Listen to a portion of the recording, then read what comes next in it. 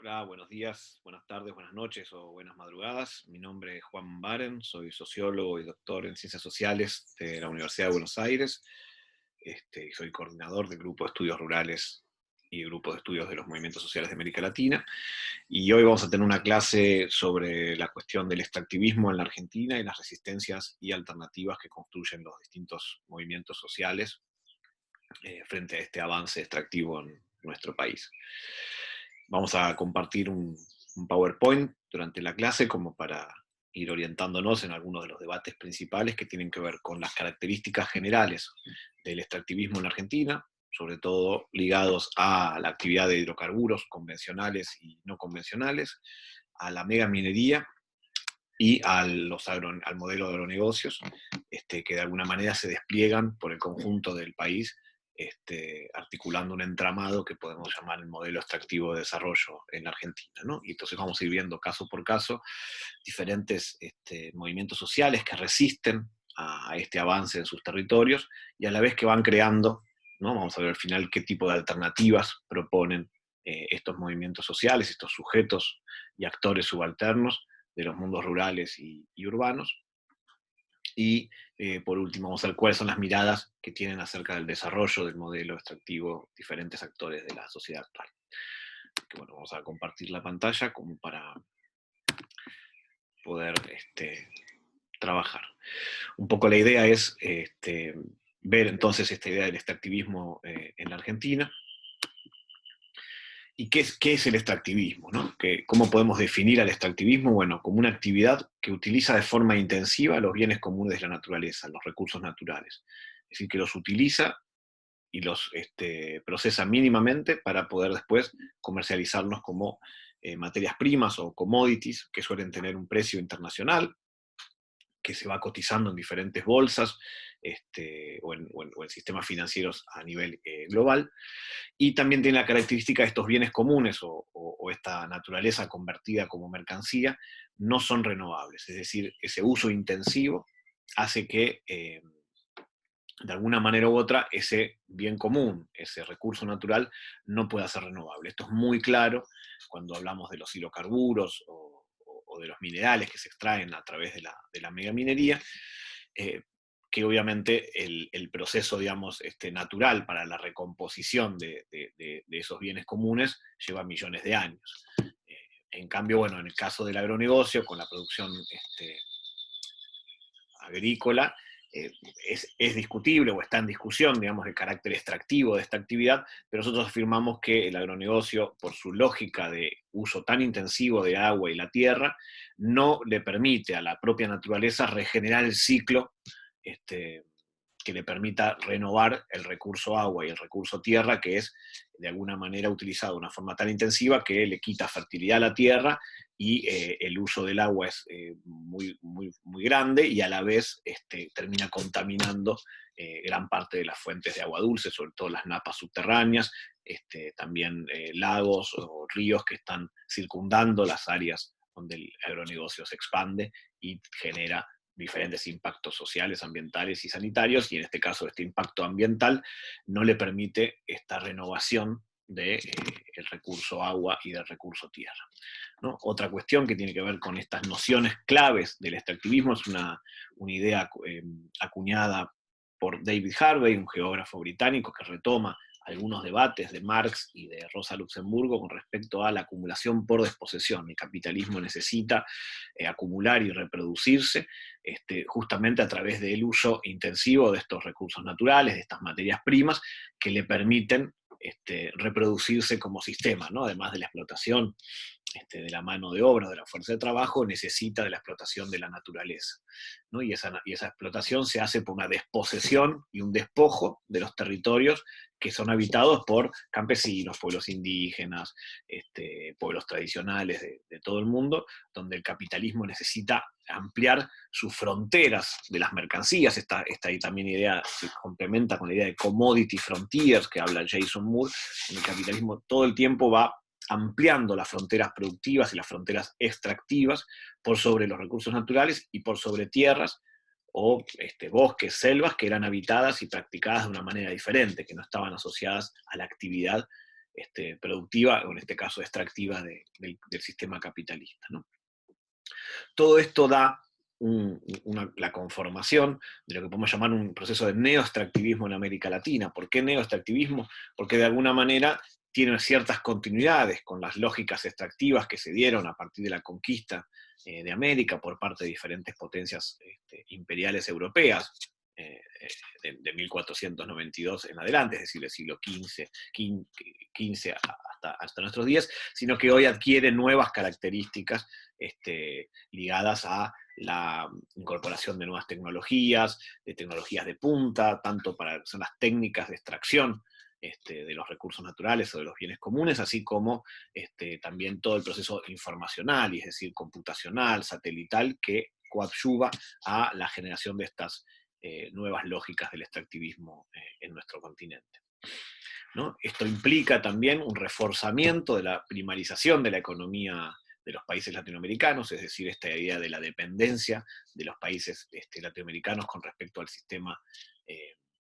mundo, es decir, donde América Latina, en la división internacional del trabajo, queda relegada a ser productores de materias primas e importadores mayormente de productos industriales y de servicios que vienen desde los países centrales. Esto se reactiva de alguna manera con esta lógica del crecimiento de la actividad extractiva en América Latina. Países muy industrializados, como Brasil, o bastante industrializados, como también en su momento fue la Argentina,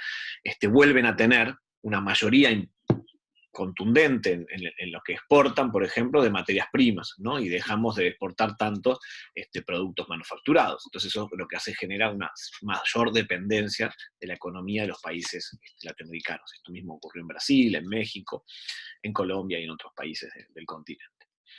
¿no? Y otra cosa que parece interesante para pensar es esta idea del consenso de los commodities. ¿Qué significa el consenso de los commodities? Que es un concepto que nos comparte Maristela Svampa, una socióloga argentina. Dice que en América Latina, en los últimos 15 años, en las últimas 2 décadas, se ha llevado este consenso de los commodities. Y durante los años 90, en la época del neoliberalismo, hablábamos del consenso de Washington, que era el decálogo por el cual los países latinoamericanos privatizaban sus empresas públicas, abrían el comercio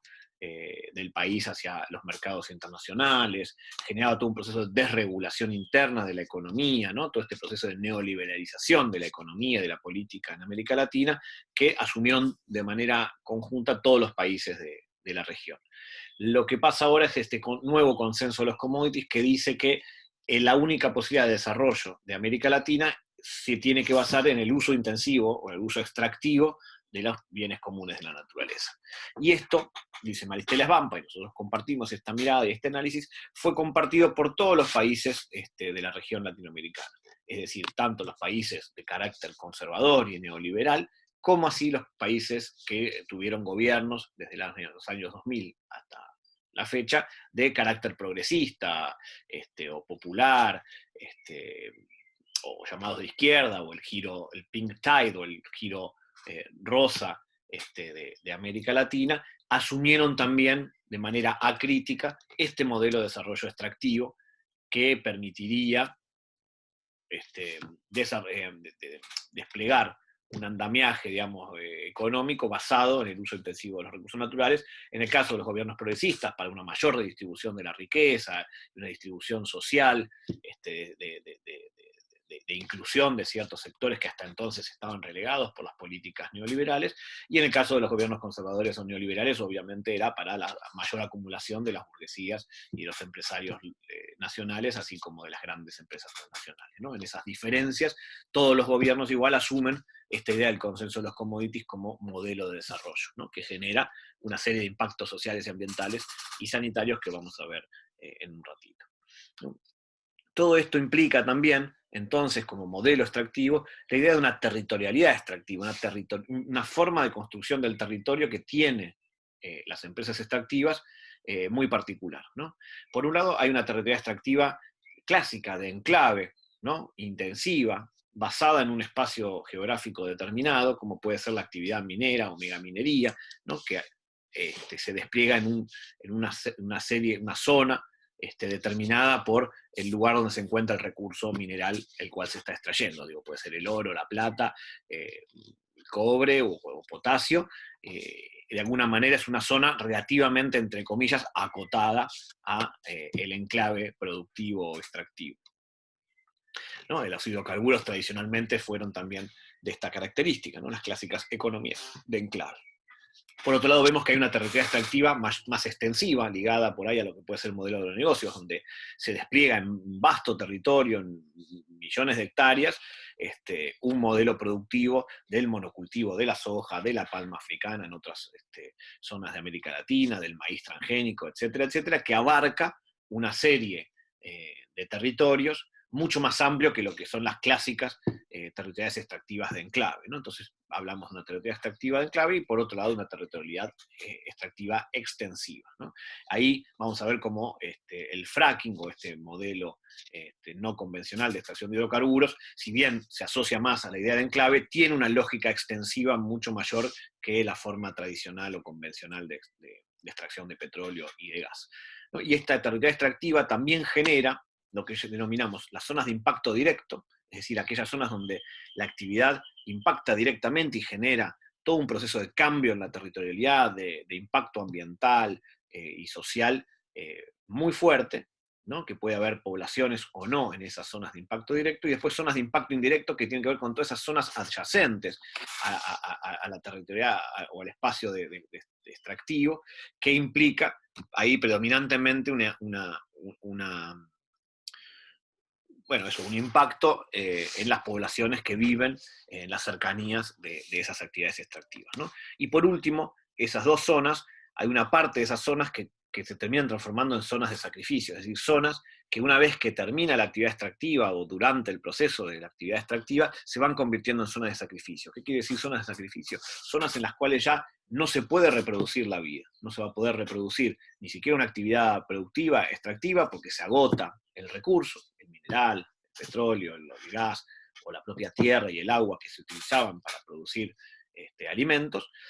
y además no es posible que allí se habiten personas y animales por el nivel de contaminación y de impacto ambiental que ha generado la territorialidad extractiva específica, ¿no? Esto se da en un proceso espacio-temporal largo, ¿no? Es decir, de 20, 30, 40 años de una actividad extractiva en un mismo lugar puede terminar generando también zonas de sacrificio, además de la zona de impacto directo y de las zonas de impacto indirecto. Entonces, un poco esta era la idea de caracterizar brevemente qué significa el extractivismo. Después vemos que frente al extractivismo aparece una serie de luchas territoriales ambientales, ¿no? Socioambientales o territoriales, ecoambientales. Hay diferentes formas de hablar, de denominarlos, pero bueno, nos parece importante decir que es algo que tiene que ver con el territorio y también con lo ambiental. En ese sentido, vemos que hay un proceso permanente en el territorio de disputa por el territorio, de conflicto territorial. Esto que implica que hay procesos de territorialización, es decir, de formas de actores sociales, económicos, políticos, que llegan a un territorio y lo van construyendo de alguna manera determinada, de acuerdo a sus formas de ver y pensar el mundo y de utilizar los bienes comunes de la naturaleza que allí se encuentran. Y eso implica también un proceso de desterritorialización, es decir, cuando avanza una empresa extractiva en un territorio, va desterritorializando, va transformando ese territorio que encuentra en un territorio diferente, ¿no? Anula, va destruyendo o deconstruyendo ese territorio que estaba dado de alguna manera u otra y lo va transformando. Y cuando lo transforma, termina después de desterritorializarlo en una reterritorialización, es decir, una transformación en una nueva forma de habitar y pensar ese territorio, ¿no? Es decir, el territorio va sufriendo diferentes transformaciones de acuerdo a cuáles son los actores que van actuando en ese espacio geográfico determinado y lo van hegemonizando, ¿no? Lo van moldeando, ¿no? De acuerdo a sus necesidades, a sus objetivos, a, a algo que implica necesariamente un conflicto con esos otros actores que estaban también habitando ese territorio, que están habitando ese territorio. Es decir, hay una disputa por el poder de direccionar un territorio hacia un lugar o hacia otro, ¿no? No es lo mismo como va a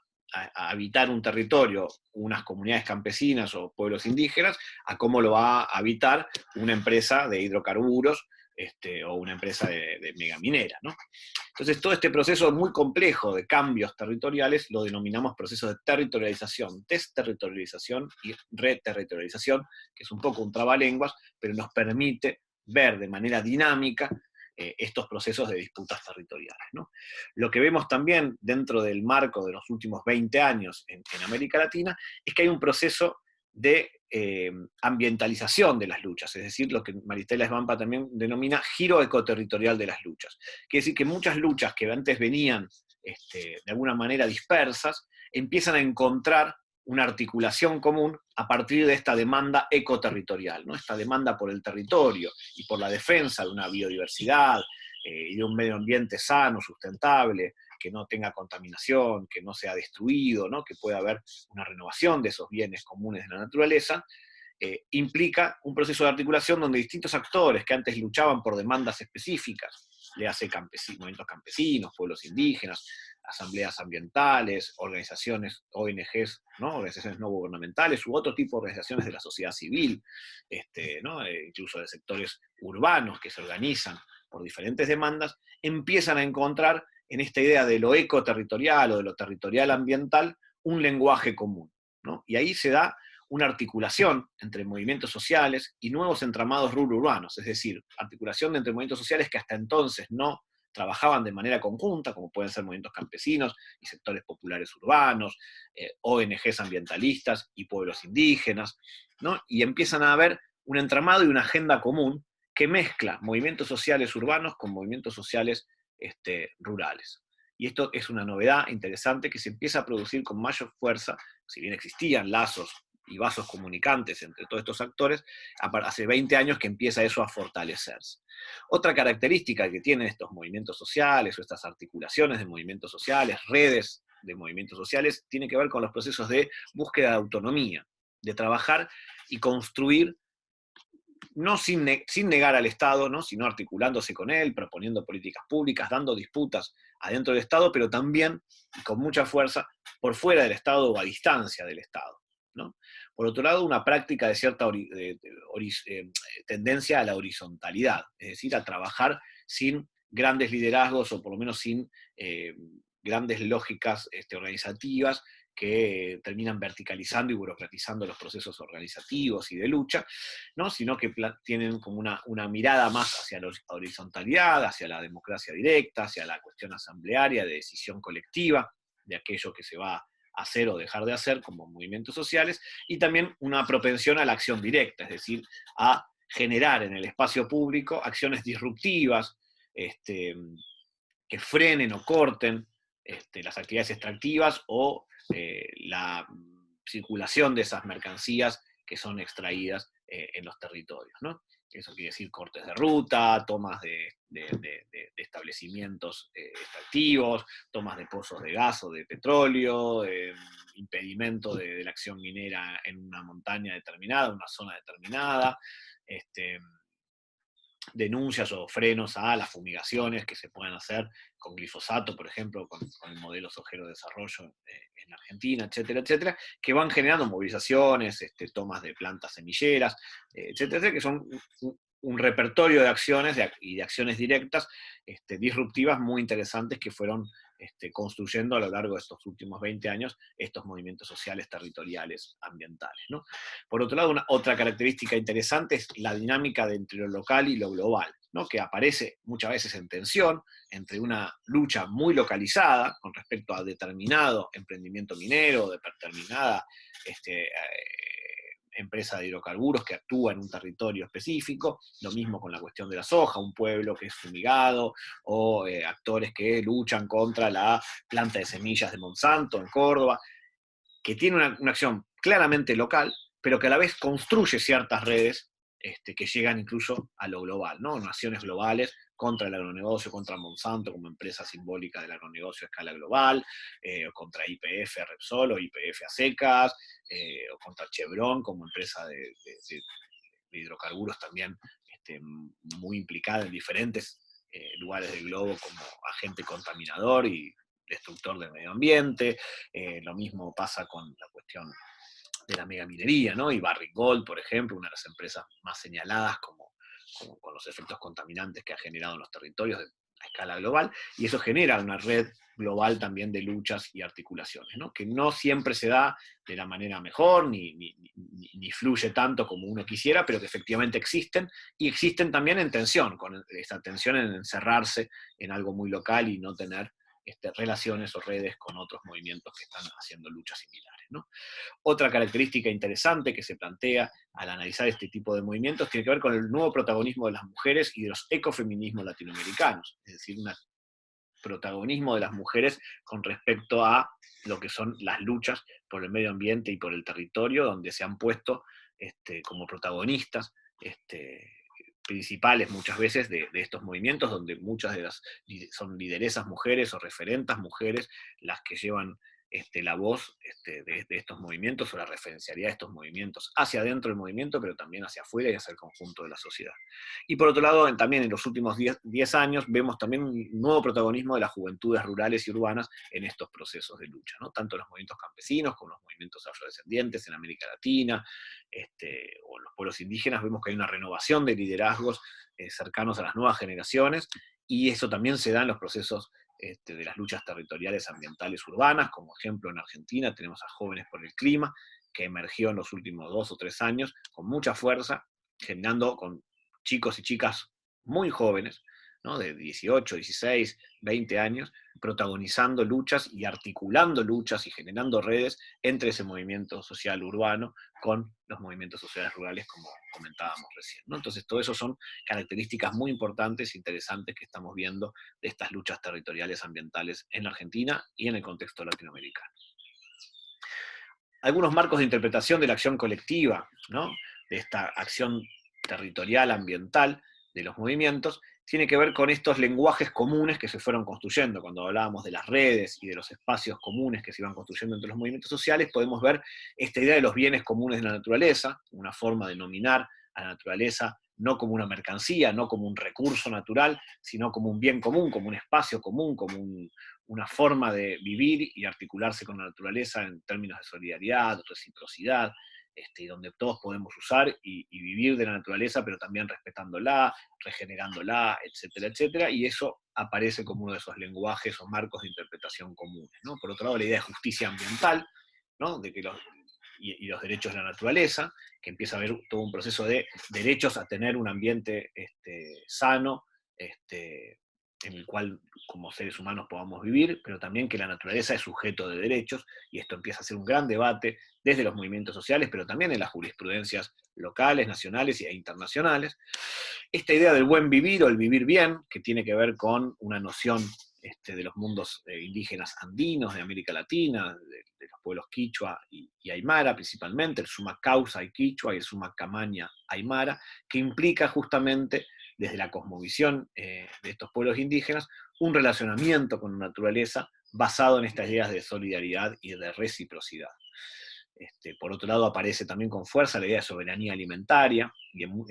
los últimos años también la idea de autonomía alimentaria, que quiere decir esta capacidad que tienen los pueblos y los movimientos sociales de producir sus propios alimentos de acuerdo a sus propias pautas culturales, y que sean alimentos sanos, baratos,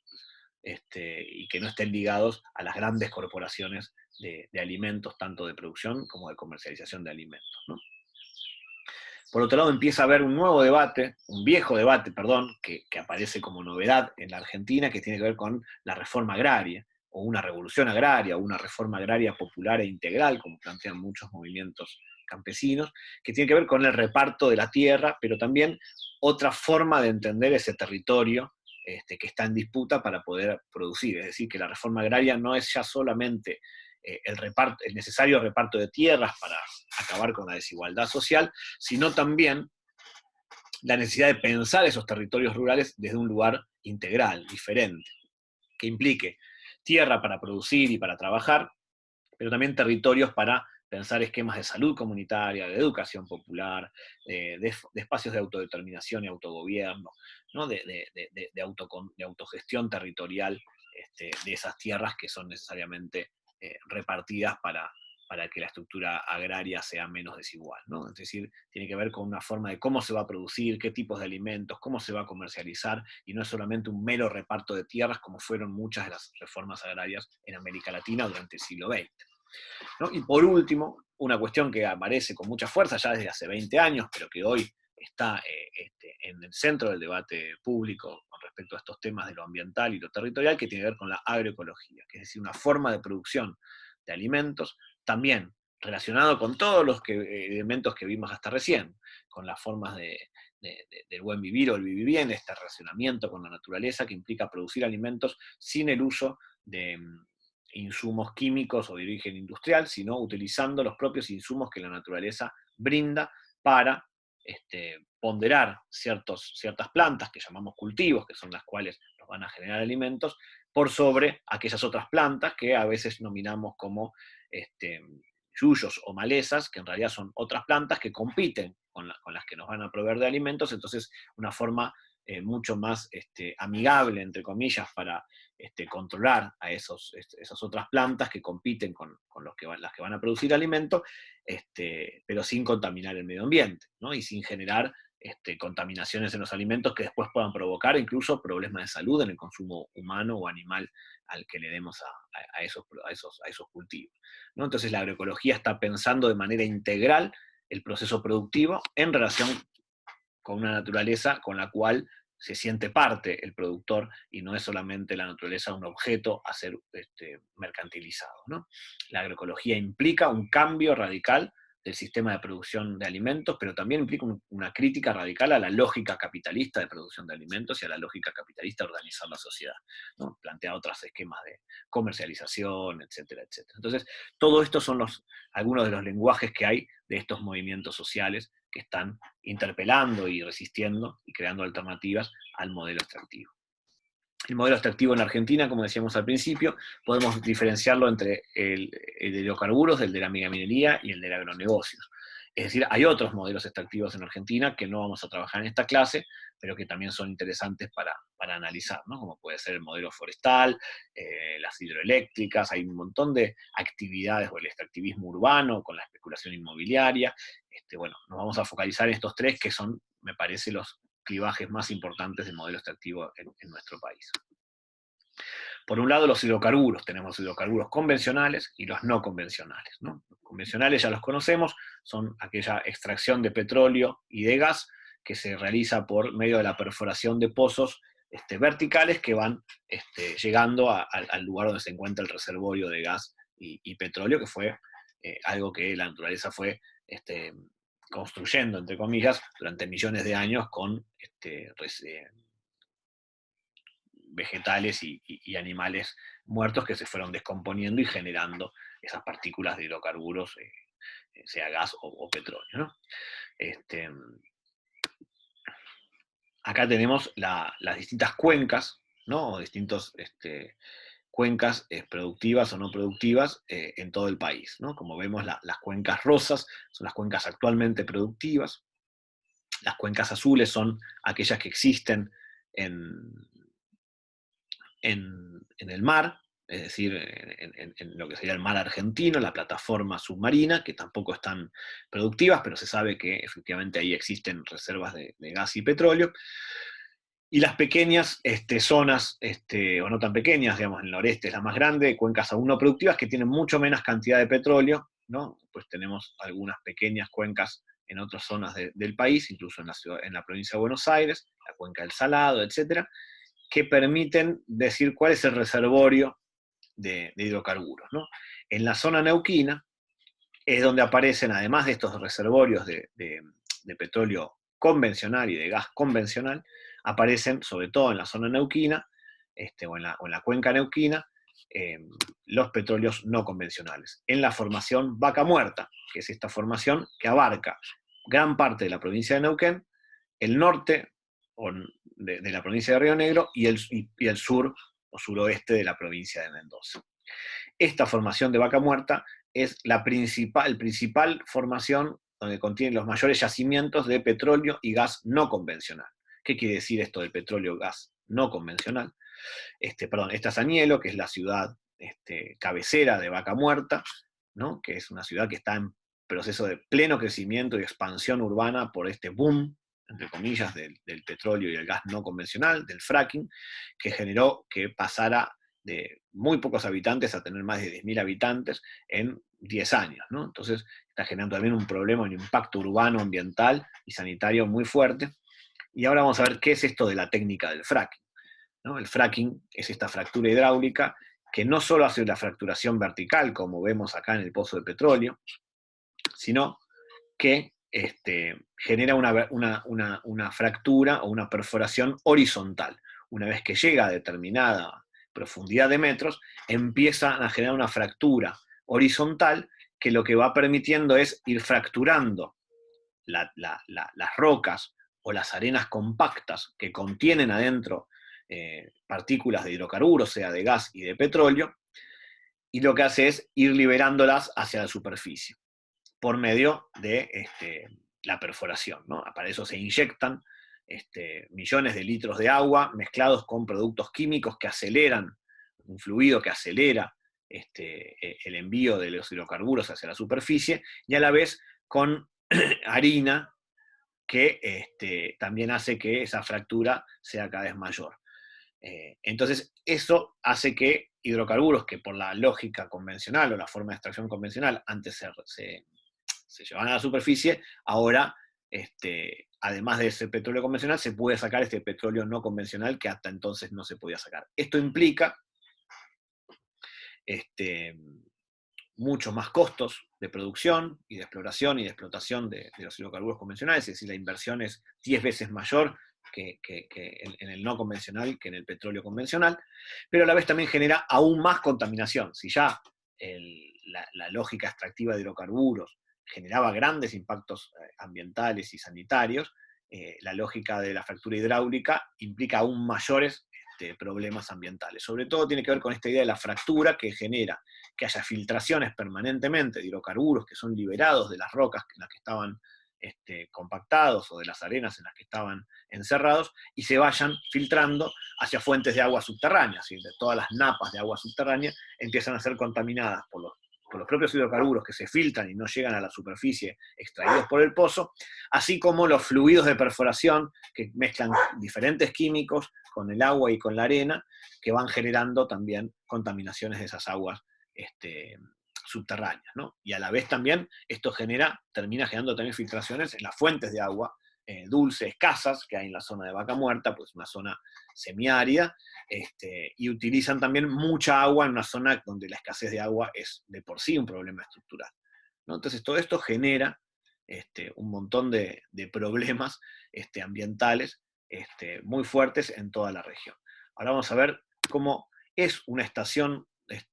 una locación de perforación por la técnica del fracking. Esta es una pequeña estación que tiene esos dos pozos. En general, el pozo petrolero del fracking lo que va haciendo son diferentes perforaciones, y tienen que hacer hasta 10 perforaciones para poder extraer la misma cantidad que extrae una sola locación o un solo pozo de petróleo convencional. Es decir, para extraer la misma cantidad de petróleo no convencional necesitas hacer 10 perforaciones comparado con la única perforación que necesitas del petróleo convencional. Esta es una de las locaciones de perforación por las técnicas de fracking que vemos en Vaca Muerta, en este sector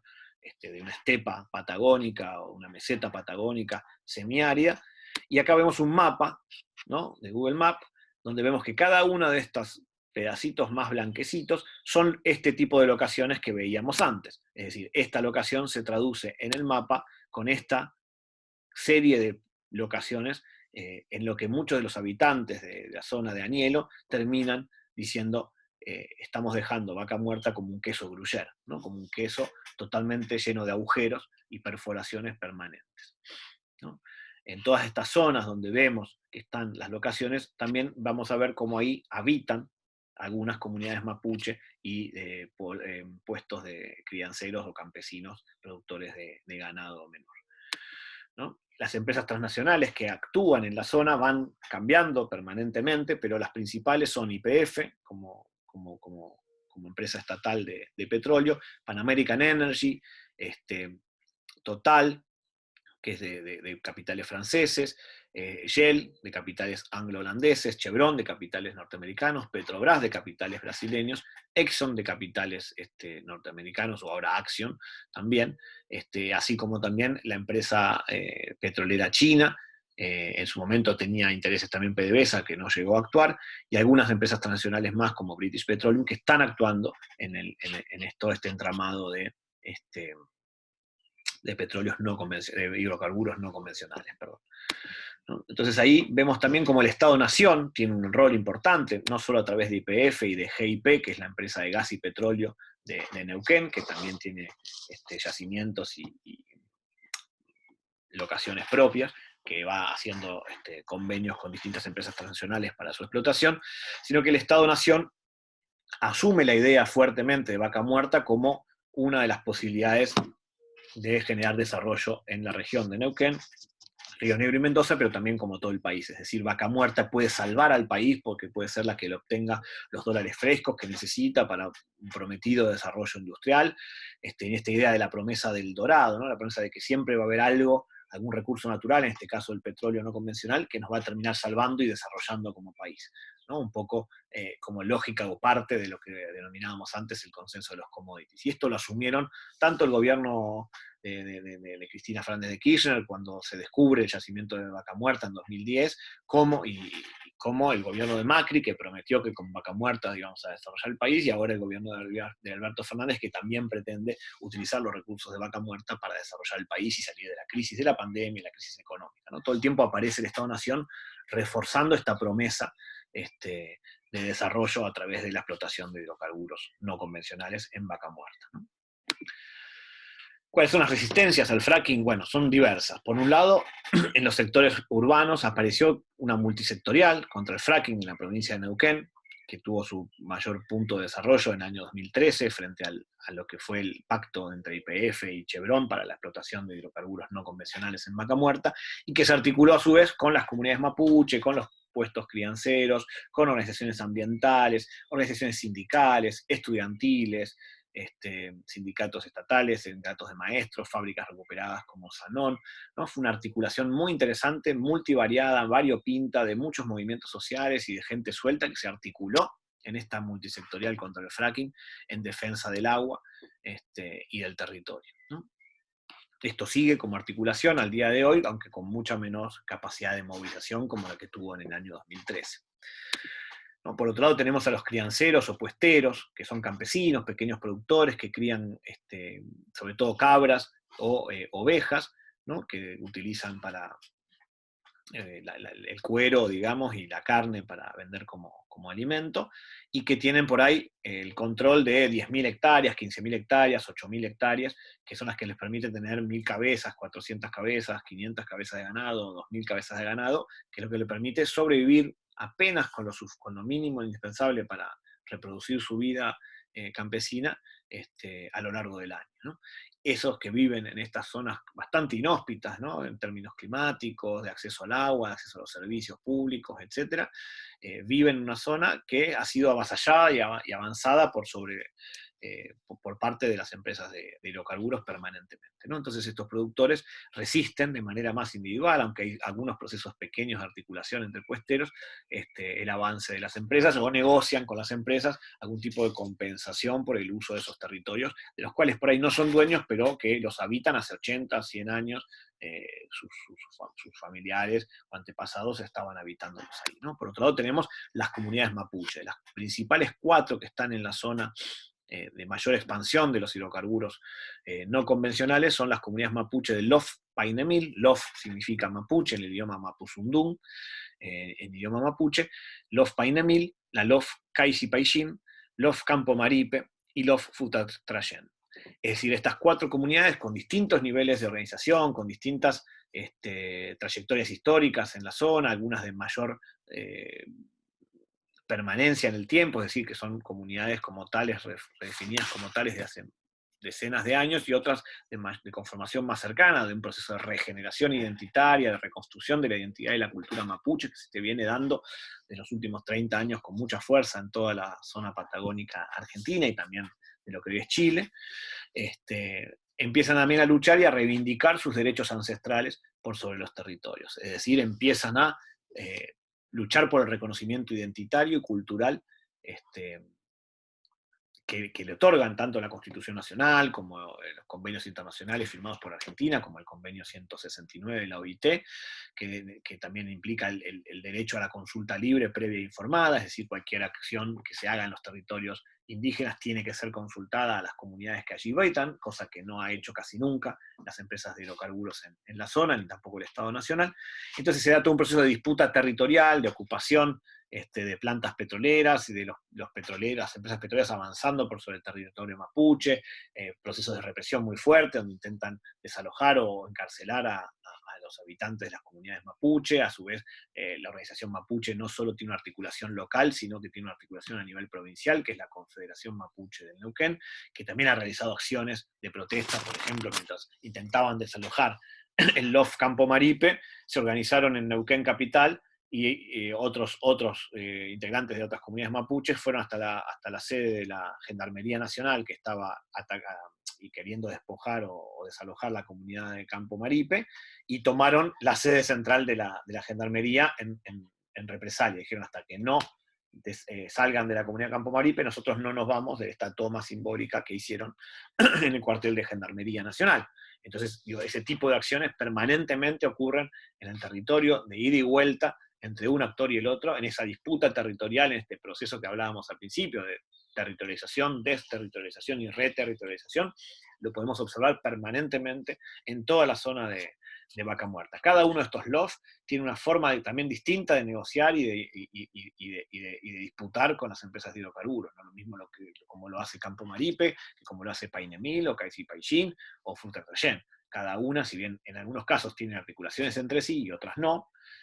todas están en un proceso de disputa y también de negociación con las empresas de hidrocarburos, y también de negociación con el Estado-Nación, con el Estado provincial y con el Estado municipal o local, que tiene también sus formas específicas de acción, ¿no? Por otro lado, entonces ahora vamos a ver la megaminería. ¿Qué es la megaminería? Es más que nada lo que llamamos minería a cielo abierto, ¿no? Procesos de grandes emprendimientos mineros que van en búsqueda de minerales valiosos o estratégicos. Valiosos tenemos que ver con la minería del oro, la plata, o estratégicos como puede ser el uranio, el potasio, el cobre, que implican un uso industrial e incluso a veces militar o geopolítico muy importante, y que la Argentina se ha transformado en una zona que históricamente no era minera y que toda la cordillera tiene grandes yacimientos de algunos de estos minerales, ¿no? Entonces, desde la década del 90 hasta ahora, se ha habido un avance muy fuerte de diferentes emprendimientos mineros, algunos en actividad, otros en construcción y otros en espera de aprobación. Aquí tenemos un pequeño mapa que no es exhaustivo, sino de algunos de los principales emprendimientos que están en producción o que están en proceso de construcción o de aprobación. Algunos, por suerte, como el de Pascualama, de Oro y Plata, fue recientemente desestimado y se prohibió ese emprendimiento que era binacional entre Chile y Argentina, justamente por el impacto ambiental que generaría, sobre todo en la zona de glaciares y periglaciares de la cordillera argentina, ¿no? Entonces, ahí podemos ver cómo existe una serie de proyectos muy importantes que están generando diferentes impactos sociales, sanitarios y ambientales, ¿no? La megaminería extractiva implica entonces un uso intensivo de agua dulce, de reserva de agua dulce, una contaminación de las fuentes de agua por el proceso que llamamos de lixivización, es decir, la separación de los minerales entre el oro, por ejemplo, y otros minerales que se encuentran en la roca, que es triturada, explotada y después triturada, implica el uso, por ejemplo, de cianuro para separar el oro de los otros minerales, y ese cianuro después termina en reservorios, digamos, supuestamente muy cuidadosos y ambientalmente sustentables, que terminan filtrándose en ríos o lagos o en la propia tierra y llegando a las aguas subterráneas, porque en la práctica suele haber bastantes derrames, muchos de los cuales no llegamos a conocer, pero bueno, por suerte cada vez más hay controles y controles incluso ciudadanos, ¿no? De organizaciones de la sociedad civil que están permanentemente monitoreando lo que el Estado debería monitorear y no monitorea. Entonces se van haciendo las denuncias de todos estos procesos de contaminación, ¿no? Implica también la destrucción de montañas y paisajes naturales por esta idea de dinamitar parte de la montaña para poder después triturar esa roca y llevarla a las piletas de lixivización, esta contaminación con cianuro y otros productos químicos altamente contaminantes, genera muy poco agregado de valor, es decir, en la extracción de oro y plata generalmente se extrae y se lleva en forma de materia prima hacia países extranjeros, a las cuales pertenecen las empresas que explotan estos minerales, y que allí los transforman en lingotes de oro o los utilizan para la producción industrial, como puede ser el cobre, el potasio, etc. ¿No? Y después lo que tienen también en la megaminería en la Argentina es grandes exenciones impositivas. En los años 90 se generó toda una serie de legislación y normativa minera que permitía digamos, el ingreso de grandes capitales extranjeros y que pagaran muy pocos impuestos, hasta un 2% de retenciones a las exportaciones, que es muy poco, por un producto que vale mucho en el mercado internacional, ¿no? Entonces todo eso generó un modelo que se fue expandiendo rápidamente por todo el país. Las asistencias a la megaminería, entonces, se van dando en diferentes localidades que ven cómo avanzan diferentes emprendimientos mineros en sus cercanías, en sus adyacencias, ¿no? Entonces, el primer movimiento fue el movimiento de No a la Mina de Esquel, que terminó generando un plebiscito en el año 2002, muy, reciente, muy cercano a cuando explota el conflicto, y fue el primer conflicto, digamos, contra la megaminería, y sacó un plebiscito donde el 82% de la población de Esquel dijo que no a la minería, ¿no? Entonces esto generó una especie de efecto o un boom de diferentes asambleas socioambientales que fueron generándose en diferentes localidades de la cordillera que tenían en actividad algún tipo de emprendimiento megaminero o que tenían proyectos de emprendimientos megamineros, y que las poblaciones empezaron a alertarse y a organizarse en formatos de asambleas ciudadanas, que después se llamaron asambleas de comunidades, justamente para impedir el avance de estos proyectos megamineros en sus territorios. Y esto articuló sectores profesionales de clases medias con sectores populares urbanos, con comunidades mapuches o comunidades campesinas que se autoorganizaron en estos espacios, no exentos de tensión y de muchos debates, pero que fueron frenando muchos de estos emprendimientos, o por lo menos denunciando a los emprendimientos que se iban aprobando o que ya existían en sus localidades, ¿no? Entonces fue un efecto contagio el de Esquel, que rápidamente se formaron por toda la cordillera argentina, después en diferentes lugares del país, diferentes asambleas socioambientales, ¿no? Que terminaron conformando esta unión de asambleas de comunidades, las UAC, por la vida contra el saqueo y la contaminación, que llevan a cabo 3 encuentros anuales durante todos los años para articular todos estos procesos de lucha, y se van rotando por diferentes territorios que están justamente en resistencia frente a la megaminería, pero también se han sumado cuestiones del agronegocio, el fracking, las pasteras en el río Uruguay, etcétera, etcétera,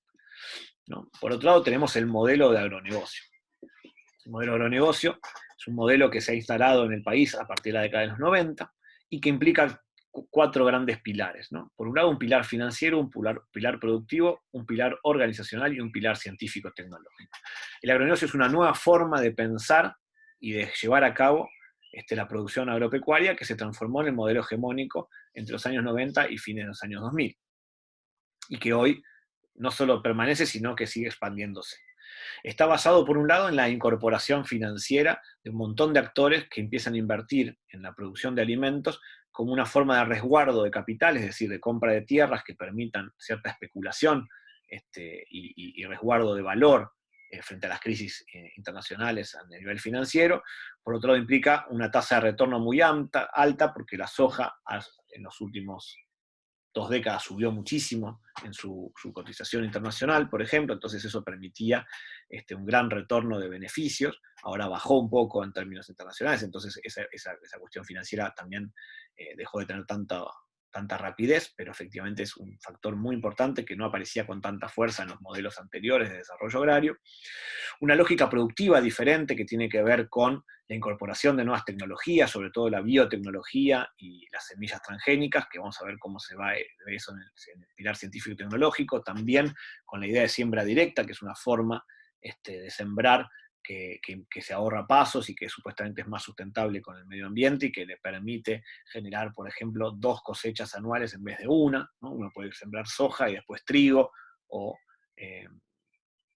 una nueva soja de segunda, se llama, que es un nuevo cultivo de soja en el año. Entonces eso acelera los procesos productivos de una manera bastante fuerte. Todo un proceso de mecanización del campo,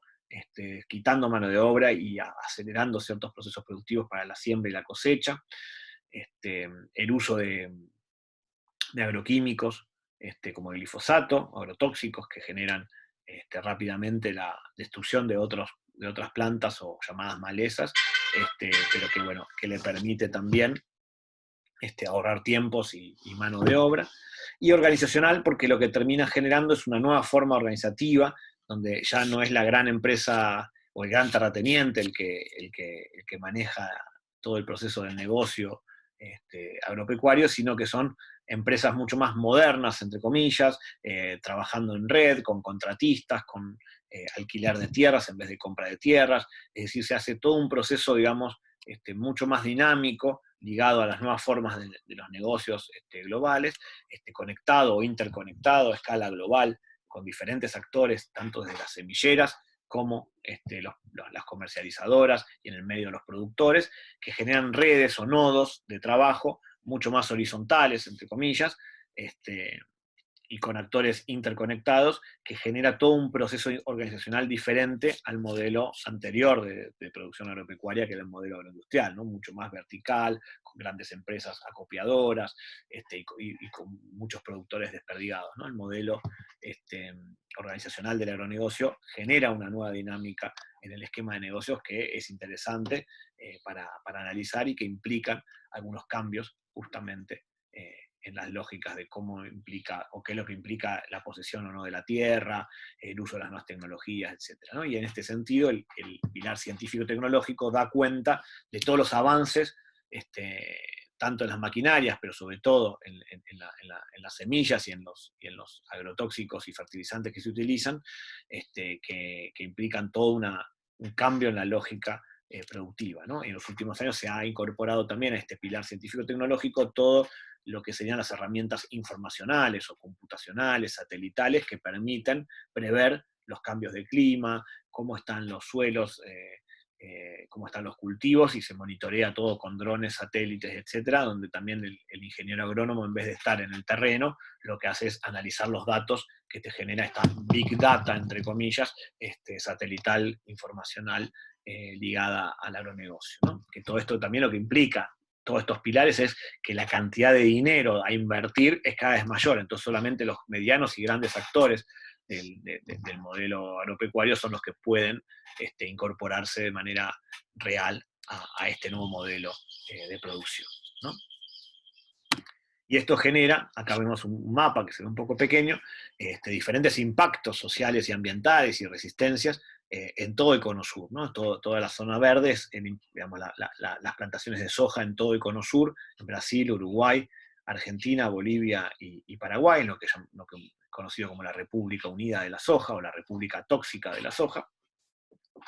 y que genera una serie de impactos sociales, ambientales y sanitarios muy fuertes. Por un lado, sanitarios, porque el uso de agroquímicos, sobre todo agrotóxicos como el glifosato, está generando problemas respiratorios, problemas de enfermedades de la piel y cáncer de diferentes tipos en todas las poblaciones cercanas a las zonas donde hay plantaciones de soja y maíz transgénico, y un uso intensivo de glifosato, el glufosinato u otros agrotóxicos asociados a estos cultivos. En términos sociales, hay un avance de la frontera agropecuaria, un avance de la producción de soja que deja y despoja a los distintos actores subalternos, a los campesinos, a los indígenas, a las poblaciones tradicionales de esos lugares, que ven cómo la soja avanza por sobre sus territorios, sobre sus cultivos y también sobre selvas y bosques. Es decir, hay un impacto ambiental muy fuerte de contaminación de aguas, de fuentes de agua, de ríos, de lagos, y también de desmonte de bosque nativo y de selvas, justamente para incorporar nuevas tierras para la plantación de estos cultivos transgénicos, ¿no? Este oligocultivo transgénico del maíz y la soja en la Argentina. Si uno ve acá la estimación de soja, de superficie sembrada, desde el año 69 hasta la actualidad, ve cómo crece exponencialmente la soja, y sobre todo empieza a crecer a partir del año 1996-97, que es cuando se aprueba la soja transgénica en la Argentina, y se arma todo el esquema de siembra directa más soja transgénica, que permite una ampliación de la capacidad productiva espeluznante. Uno ve estos números y dice, entiendo por qué ahora pasamos a tener ya casi 20 millones de hectáreas, solamente, llegamos hasta 23 millones de hectáreas sembradas con un solo cultivo. Esto es algo inaudito, pensar que una sola planta puede estar sembrada en una vasta cantidad de hectáreas, sin tener otras plantas y otra biodiversidad, tanto de animales, insectos, como otros cultivos, otras plantas, que no pueden convivir con esa soja, que tiene que estar sola para poder ser cultivada y cosechada de manera más eficiente. Es una locura. La cantidad de agroquímicos que hay que incorporar para poder lograr eso es impensable. Entonces, esto es lo que está pasando hoy en la Argentina. Y eso es lo que está generando toda esa serie de impactos sociales, ambientales y sanitarios que decíamos recién, ¿no? Acá vemos el cultivo del verano 2020, todo lo que ven verde es soja, ¿no? Lo que ven azul es el maíz, y el resto son, bueno, otro tipo de cultivos. Y es impresionante como, como esa superficie verde, ese desierto verde va creciendo exponencialmente año a año, ¿no?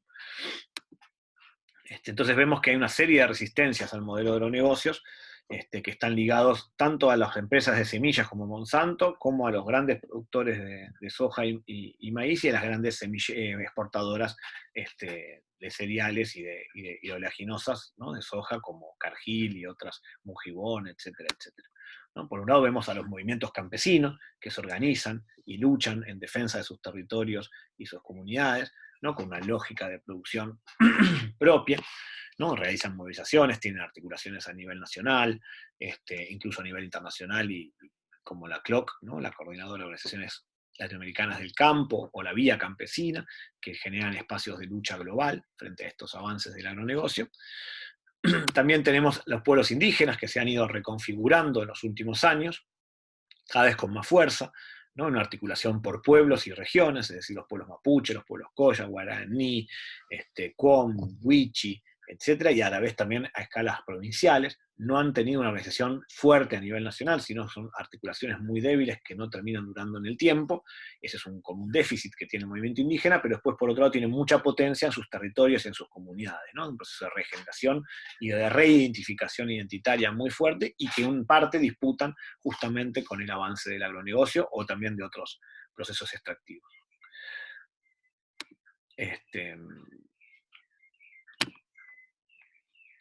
Y después tenemos un actor relativamente nuevo que tiene más o menos 10 años de aparición, que son los pueblos fumigados, es decir, pueblos que están cercanos a las plantaciones de soja, o las zonas núcleo del modelo sojero, en Córdoba, en Santa Fe, en Buenos Aires principalmente, que se organizaron justamente para resistir al modelo dentro del propio territorio, digamos, o del principal territorio del modelo del agronegocio. ¿Por qué? Porque empezaron a ver esas consecuencias sanitarias, sociales y ambientales en sus propias vidas, en sus propias casas, en sus propias familias, con personas enfermas de cáncer, niños que nacen con malformaciones, enfermedades de la piel, respiratorias, como decíamos antes, y empiezan a ver que hay una necesidad de cambiar el modelo productivo. Es decir, muchos de ellos también son productores, que incluso usaban la soja transgénica y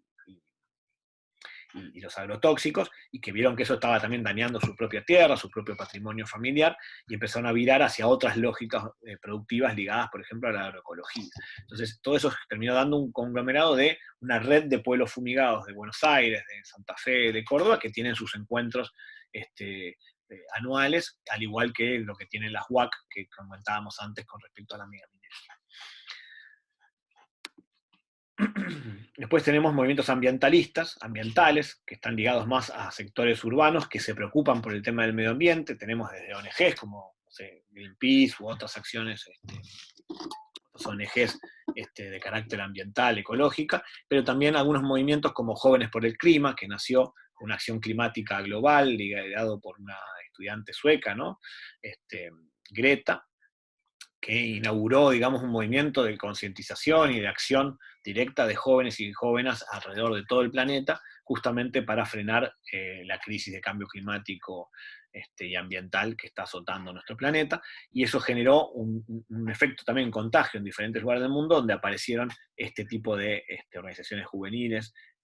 muy interesantes, que se van articulando justamente con estas disputas contra el modelo extractivo, no solo del agronegocio, sino de los hidrocarburos, de la megaminería, como todos estos actores que vimos recién. Casi todos tienen acciones frente a diferentes modelos, emprendimientos extractivos en sus territorios, ¿no? Entonces, ¿cuáles son las alternativas que existen al extractivismo en la Argentina? ¿Cuáles son esas alternativas? Podemos ver una diversidad de alternativas ligadas a diferentes sujetos. Por un lado, la idea de soberanía alimentaria, que ya hemos comentado, que implica esta idea de producir alimentos sanos, baratos y acordes a las pautas culturales de cada país. Para esto se han tejido, por un lado, desde el ámbito académico y del activismo, redes de la soberanía alimentaria, a partir de, por ejemplo, las cátedras libres de soberanía alimentaria en distintas universidades de todo el país, que también se articulan con los movimientos campesinos, los pueblos indígenas, las asambleas de pueblos fumigados, etcétera, etcétera, para justamente pensar otro modelo de producción y distribución de alimentos, ¿no? Otra cuestión tiene que ver justamente muy cercana a esto, la agroecología, la posibilidad de producir alimentos de forma amigable o como parte de la naturaleza, y no usando la naturaleza como una mercancía, sino como un actor con el cual uno se va conjugando y generando alimentos y produciendo alimentos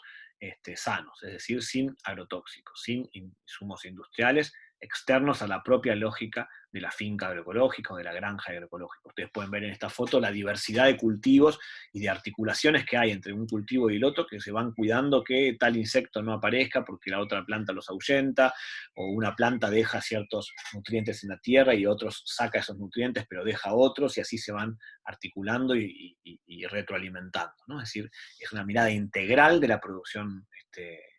agraria, que va combinando los animales con los cultivos, con la producción de energías alternativas, como lo vamos a ver, para generar una dinámica autosustentable, autorreproducible, y que intenta tener la menor cantidad de insumos externos e industriales posibles, y también implica cadenas de comercialización alternativas, diferentes a la de la lógica del capitalismo, e implica una impugnación muy fuerte al propio sistema capitalista, de la producción de alimentos y en general también, ¿no? Entonces, todos estos procesos son formas alternativas que se están construyendo aquí y ahora. Pueblos indígenas, campesinos que ya venían produciendo de estas maneras, y con articulación con ingenieros agrónomos, mejorando todos estos procesos, así como esto llega a la agroecología, incluso a huertas urbanas en las grandes ciudades, ¿no? Esto es algo integral y muy generalizado cada vez más en todo el país, ¿no? Por otro lado, esta idea de la reforma agraria integral, o esta revolución agraria necesaria para la distribución de la tierra, donde distintas mujeres y hombres, campesinos, campesinas de pueblos indígenas están reclamando justamente esta idea. Por otro lado, la idea de energías alternativas. Esta es una planta de biogás en un complejo de producción agroecológica y biodinámica que se llama Naturaleza Viva, en el norte de Santa Fe, cuyo Remo Bénica es su referente y fue un líder de las ligas agrarias de los años 70, y que hoy construyeron esta granja biodinámica a escala importante, donde producen el gas a partir de los desechos del estiércol de los propios animales de la granja, y generan el gas para toda la granja, donde viven más de 15 familias, ¿no? Entonces, este tipo de energías alternativas son posibles pensándolas también en alternativas a los hidrocarburos, a la energía nuclear, etcétera, etcétera, ¿no? Entonces hay posibilidades de construir energías alternativas, pequeñas hidroeléctricas en saltos de agua naturales, energía eólica a pequeña escala, ¿no? La idea de la distribución de la producción de energía en vez de la concentración de la producción de energía, como está en el modelo hegemónico, ¿no? Entonces, ahí, para cerrar ya la clase y no aburrirles mucho más, podemos ver que frente al desarrollo extractivo hay diferentes posturas, ¿no? Por un lado, vemos una postura celebratoria de muchos de los gobiernos, que ven que el extractivismo o el desarrollo de uso intensivo de los recursos naturales puede generar un proceso de desarrollo industrial y nacional que nos termine sacando de los procesos de dependencia. Una mirada que estaría ahí en el medio, que llamamos sustentable, que dice que efectivamente el desarrollo extractivo implica una serie de impactos sociales, ambientales y sanitarios muy fuertes, que en todo caso hay que moderar y ver de qué manera el Estado puede regular esos procesos, haciéndose cargo de parte de la producción, monitoreando, generando espacios compensatorios de lo que generan los efectos negativos del extractivismo. Y una mirada alternativa, que es la que sostienen algunos de los movimientos sociales, algunos sectores académicos y ONGs que plantean justamente una alternativa al desarrollo extractivo, es decir, frenar el extractivismo y pensar otras formas de producción de alimentos ligadas a la agroecología y la soberanía alimentaria, una distribución de las tierras a partir de una revolución agraria, y también la creación de energías alternativas descentralizadas, democratizadoras y a un costo mucho más bajo que el modelo actual de energía fósil o nuclear o hidroeléctrico. Así que bueno, por acá vamos cerrando entonces la clase de hoy, y espero que bueno, les haya interesado, y es un poco un pantallazo general sobre las cuestiones que nos tenían en, este, en este encuentro. Así que bueno, muchas gracias, espero que les haya resultado útil y nos estamos viendo.